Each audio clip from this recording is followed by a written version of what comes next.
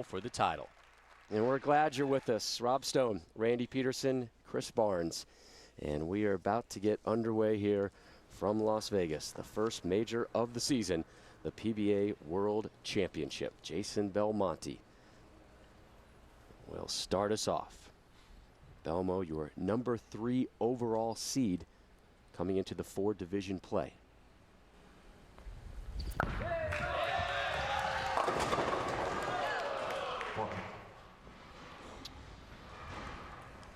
No 300 game for him right now as he leaves the 4-pin. What a moment that was last Sunday, watching Jason drop a 300 game under the lights.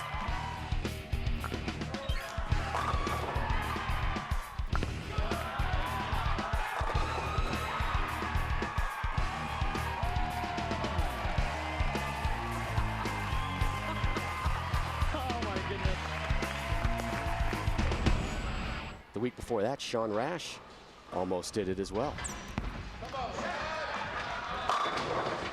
10-pin. 10-pin.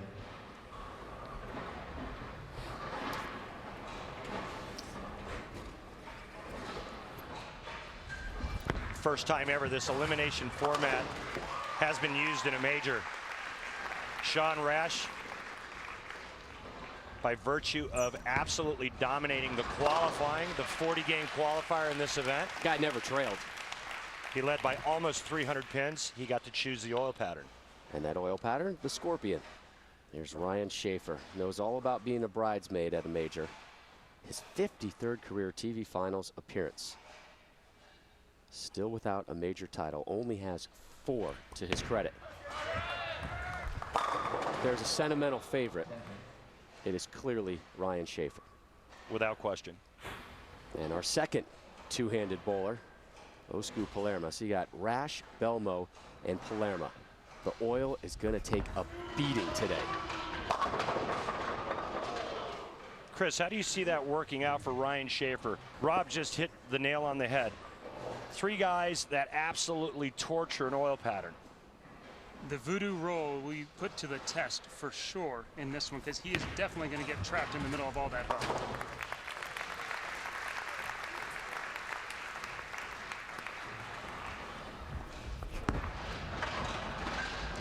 Whoa, skinny jeans fit just right. And as we've said, today's oil pattern is the Scorpion, which, by the way, is just one of the oil patterns you can bowl on in a PBA Experience League. Check with your local bowling center. Rash has the highest seed selected. It did not like this offering. He'll take the Brooklyn, but that's not the way he wants to drop all 10. I suppose, though, you could rationalize that one as it makes up for the ring 10 in the first frame. As you like to say, Chris, things have a way of evening themselves out. Sometimes Belmo. the only thing that keeps you sane. Belmo 9 spare in the first. Trouble. So he goes trouble, and it's a strike. Rash is worried, and he drops the Brooklyn. That's not good news for any of those guys.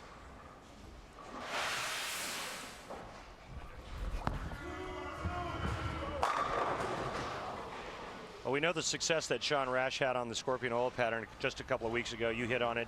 Front 9, almost 300 game. Had a great battle with going head-to-head with Pete Weber that game. Weber had the front 8. Let's not forget this man right here, because he actually won on the very same pattern. 45-year-old drops all 10. Tom Smallwood picked the pattern. Ryan Shafer won on it. Ryan Shafer, the number 15 overall seed. Only 16 made the TV shows to try and get here, so Shafer kind of snuck his way in there and just kept on driving and grinding, and here he is in the midst of the Final Four.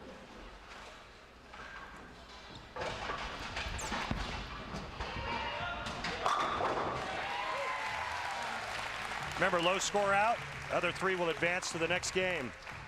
2 of our finalists today, Randy, Jason-Belmonte and Osku Palermaa. And here's Jason on the first time he met Osku. When I first met him, it was one of the first questions is, hey, how come you bowl like me? And he asked the same question. And we live in 2 completely different countries, Finland and Australia. and we have very similar stories. He started at a very early age. I think he was 2 years old when he first threw his ball, for the exact same reasons. He couldn't pick it up with one hand, and his parents didn't change him. Sometimes we joke and we say we're brothers from a different mother, different father. Osku in the third, still seeking a strike, leaves double wood. He is off to a slow start here, but that also happened in the Carter division of this championship, which he ended up winning to get here to the finals. Hardwick division winner Ryan Shafer was second in the 08 PBA World Championship. Another one of those runner-up finishes for him. Spare, strike, strike.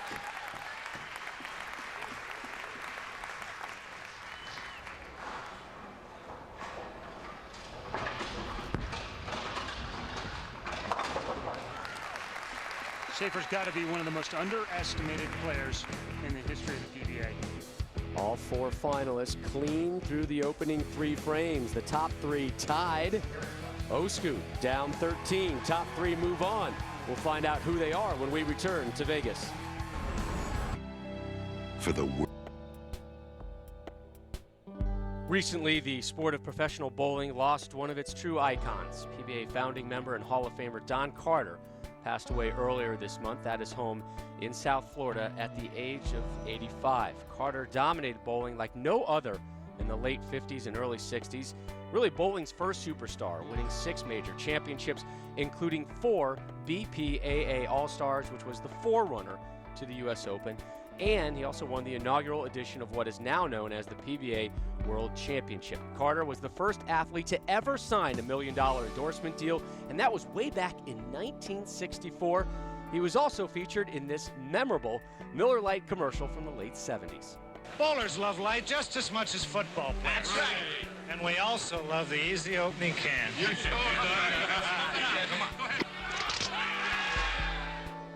Our deepest condolences to Don's wife Paula and his family. Professional bowling has lost one of its best ever, a true pioneer and a champion, Don Carter. Match 1 of the 2012 PBA World Championship continues here in Vegas. Top 3 all tied up. While we were gone, strikes for everyone in the 4th except for Osku Palermaa. He has yet to strike today. Here's Sean Rash.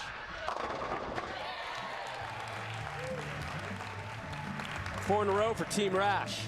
Yeah, big ham bone there here in match 1. That's right, Dad is singing to ham bone. That's right. Gotta love Gene. Good man, Gene Rash. Good man, Gene Rash. Oh, This Jason. for 4 as well. Off target. Come on, mate.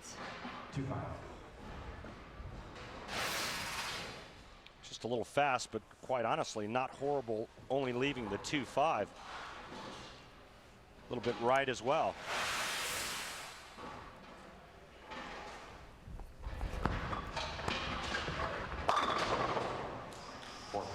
Chris, what do you think about the way Osku Palermaa is attacking this pair? His troubles really seem to be on this right lane. He threw a pretty good shot last time that went by the head pin. He tried to shut his angles down there, and that one goes high. He's going to have to make a change on the right lane for sure. Oh boy. Open frame from Belmo on the left. Osku steps up to the right, still without a strike, but the big news there, the 300 man Belmo with an air ball.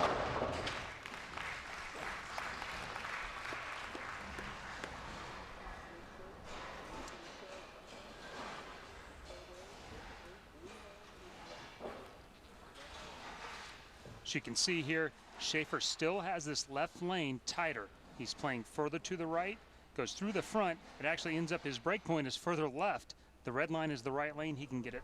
He can stand further left, get it further right, and still get it to the pocket. And it's Rob's favorite time. It's a ham bone fest at our first major of the season. Hard to win without a ham bone. Belmo open frame in the 5th. Here he is in the 6th.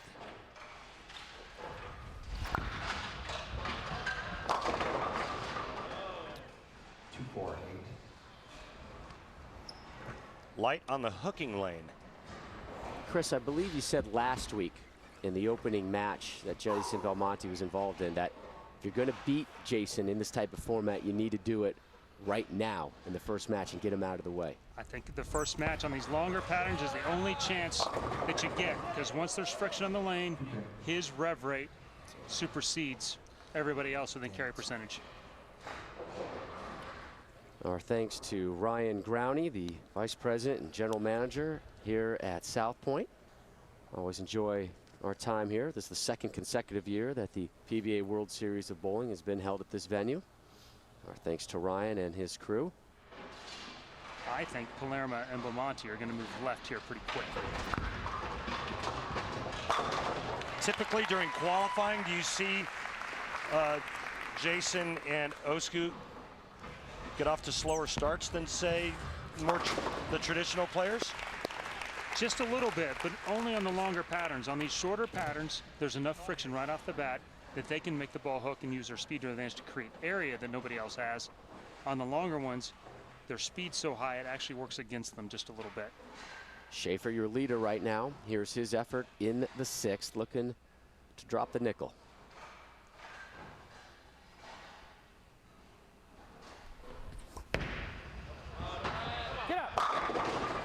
Messenger will not connect with the 10.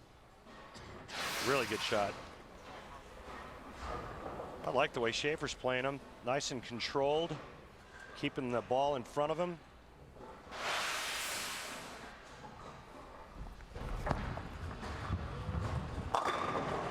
Finally, a strike for Osku as Shafer steps up on the right. And reflect back a couple weeks ago when you interviewed Ryan when he advanced to this show, he got a little emotional on you about the chance to finally get that elusive major. Well, he got a huge break just to get past Andres Gomez when Andres Gomez opened in the 10th frame. And boy, you could just see the emotion spilling out of Ryan. He finally felt like, hey, I got something that went my way for a change. Well, you've been so close so many times in majors. What would winning a major finally mean to you at this point in your career? I can retire in peace. I'm 45. It's getting kind of late. I know Mike Scroggins won one pretty old, and he's my inspiration for that. Thanks, Ryan. And you can see right there just how badly Ryan Shafer wants to win today. Here's Belmo in the 7th.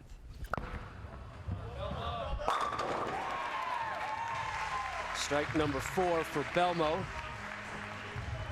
Jason takes a seat, and the guy who's kind of become his rival, Sean Rash, will step up next as we take a look at the leaderboard.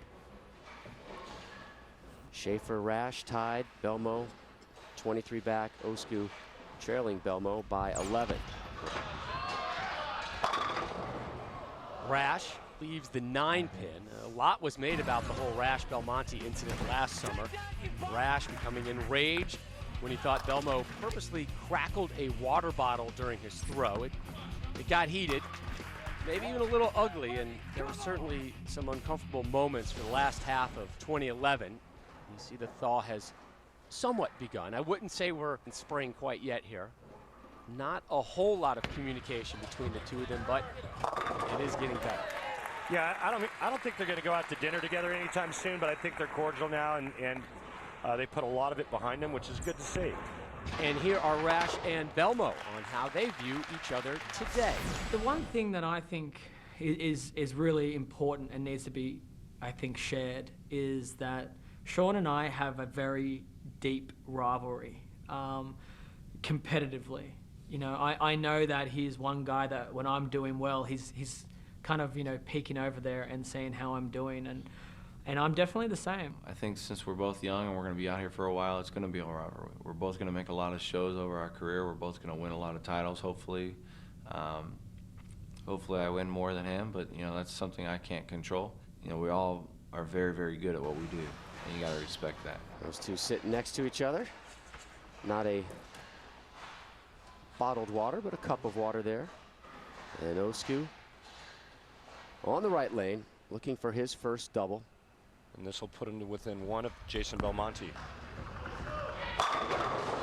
Double for Palermaa after 17. After an unremarkable first 5 frames, 1 double, and we're basically all even.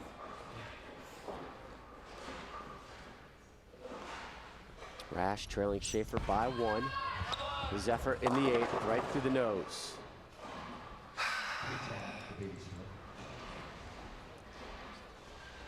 Remember, Sean picked this Scorpion oil pattern by virtue of leading the 40-game qualifier by almost 300 pins. He obviously picked the Scorpion for a reason. And remember what he did on it just a couple of weeks ago. Way right. Way right the whole way. He's in trouble.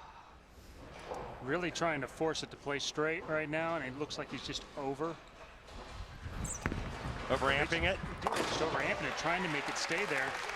His last couple shots in practice, he'd moved left. I thought he was going to start there. He may jump there pretty quick now. Tough time to do it, though, in the 9th and 10th frame.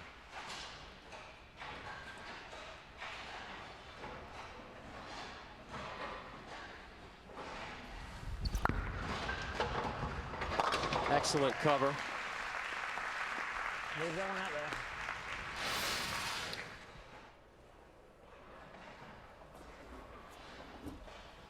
Textbook cover. Walks away from that one. Osku looking for 3 in a row. Shot hydroplaned. Yeah, I agree. This left lane has been hooking earlier and tighter down lane throughout the World Championships. And that one just looked like it got up on top of it at the 40-foot mark. It's rare to see his ball not hook.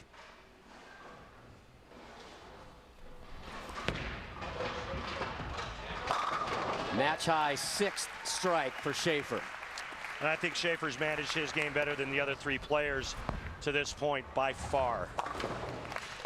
If you're in the Shafer camp right now, guys, who's the one guy you'd like to see get out right now? I think Belmonte.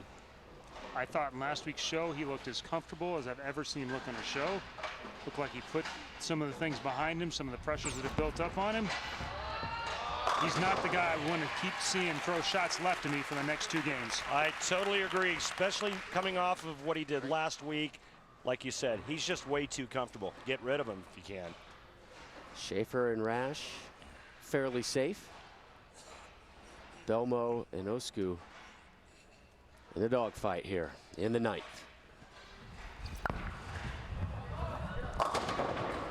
And there it is. There it is again.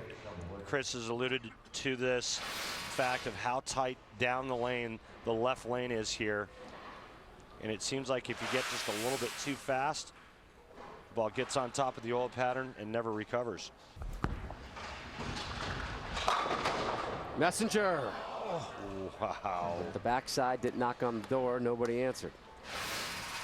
You know, and for most of us, that's just a flat 10. But these guys throw that head pin back at it so much.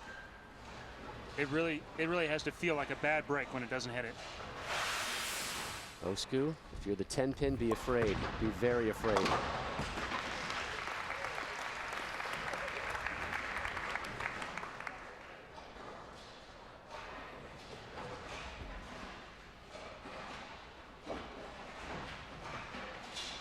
Big effort from Belmo here. Needs to cover the double wood.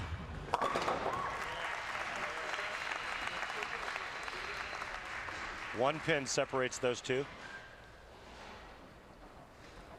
Shafer will step up to close out the 9th, and the 10th will determine who's going to move on here. A strike here, and Shafer will punch his ticket.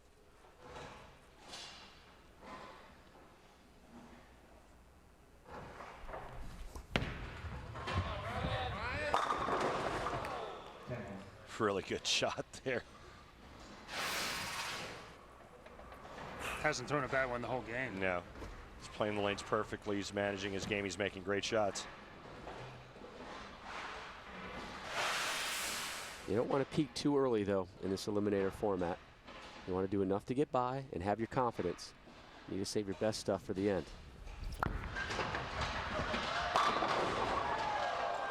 Thing's just exploding around the 7 pin, but it won't drop.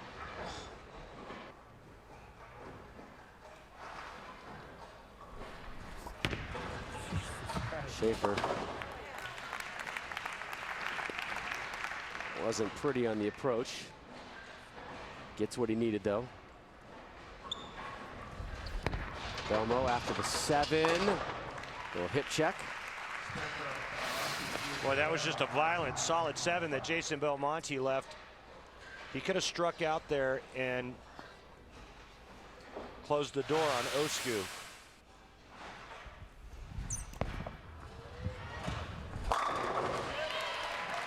Rash moving on.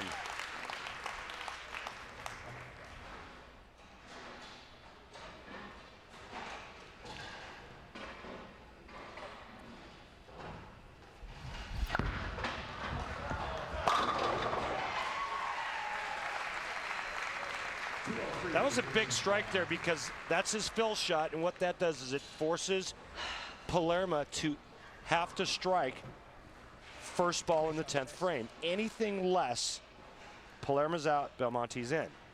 If Palermaa goes strike spare, they will tie.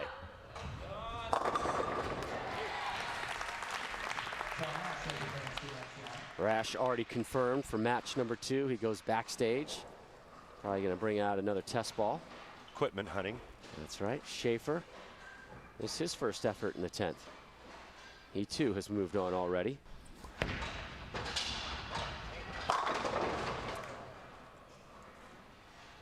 Another great shot, another ring and 10 for Shafer, but he's safely moving on.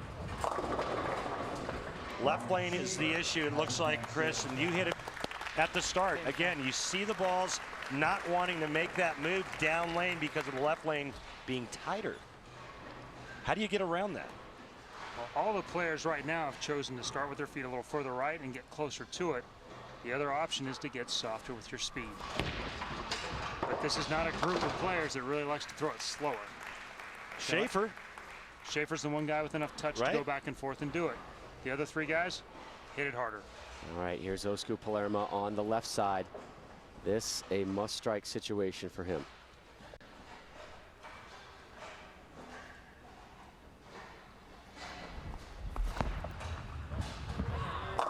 There's your strike. If he gets a spare, it'll be a tie. Get a strike,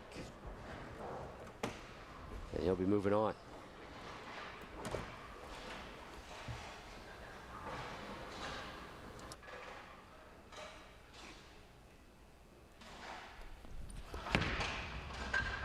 Shafer's final effort of match 1. So he's done with the 236. Belmo will sit and wait and watch his fate.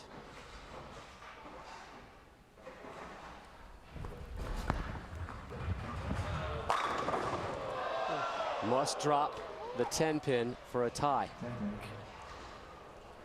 Wow. This is just an absolute pure shot here. He likes it the whole way. And you can see the ball starting to make that move towards the 1-3, and then it just kind of flattens out. Massive ring and 10 for Osku. He has to make this. Love to see the heart rate of these 2 guys right now. Whoa!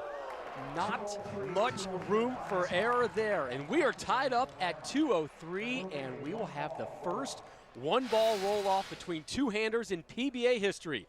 Osku Palermaa and Jason-Belmonte coming up here at the PBA World Championship Finals. By Jason-Belmonte on his fill ball in the 10th meant that Osku Palermaa had to strike out to advance. He got the first one, but number 2 comes up short. Osku leaves the 10 pin, which he barely converted. And that meant a tie with Jason-Belmonte, scores of 2:03 apiece. So now it's time for the sudden death roll-off.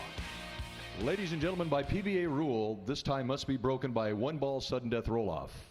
The higher seed, in this case Jason-Belmonte, will have choice of starting lane and order. If the bowlers are tied after that first shot, they'll move to the other lane in the same order, and they will alternate back and forth until the tie is broken. Jason-Belmonte is elected to start on the right lane. He will go first. Good luck, gentlemen. What do you think about that strategy, Chris Barnes? I thought he would go to the left lane, to be honest. Why? He's missed the head pin a couple of times on this right lane. I don't think it's Jason's best lane.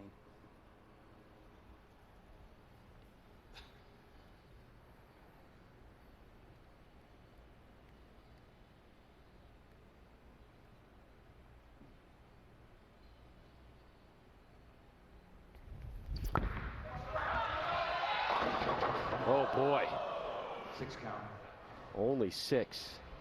Now Jason may have selected that lane, maybe because it's not his best lane, but it's definitely Osku's worse. Osku only had 1 strike on that right lane. Here's Belmo's effort. And Osku needs only 6 to tie, 7 to advance. But Osku hit the pocket the last 4 shots on that lane. Left some 10 pins, but he looked more lined up on that one. Belmonte's hopes and dreams of winning his first major are just about over.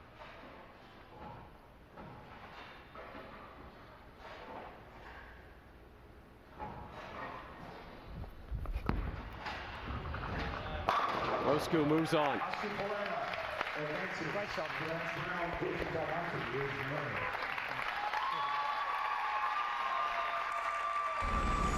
So your 3 seed, Jason-Belmonte, eliminated courtesy of the sudden death roll-off. Your number 1 seed, Sean Rash, still alive. Ditto, Palermaa and Shafer, match 2 when we return.